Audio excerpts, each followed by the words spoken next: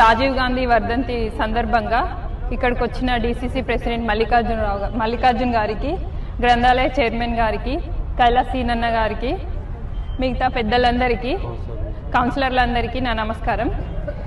ఈరోజు ఇక్కడ షబ్బీర్ అలీ గారి ఆదేశాల మేరకు రాజీవ్ గాంధీ గారి వర్ధంతిని పురస్కరించుకొని మేము ఇక్కడ చిన్నగా అన్నదానం కార్యక్రమం చేపట్టినాం. మన రాజీవ్ గాంధీ గారు ఏంటంటే చిన్న వయసులోనే మొట్టమొదటి ప్రధానిగా ఎన్నుకోబడ్డారు.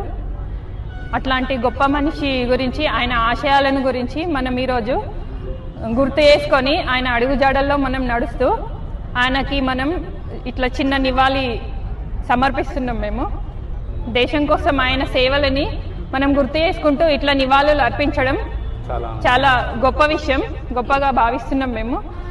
ఆయన రాజీవ్ గాంధీ గారు యువతను గుర్తించి వారి పార్టిసిపేషన్ అంటే రాజకీయాలలో ఉండాలనే ఉద్దేశంతో ఓటు హక్కుని 21 సంవత్సరాల నుంచి 18 సంవత్సరాలకు తగ్గించి యువతకి ఓటు హక్కులో రాజకీయాలలో భాగస్వాములు చేసి ఆయన గొప్ప పని చేసి మన యువతని రాజకీయాలలో భాగస్వాములు చేసిర్రు.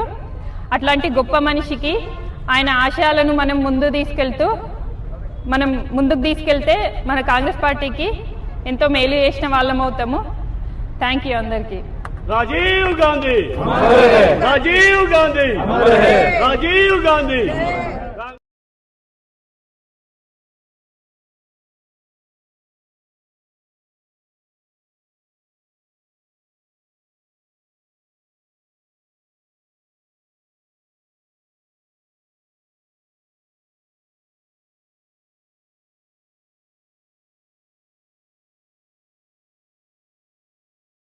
गांधी, राजीव गांधी।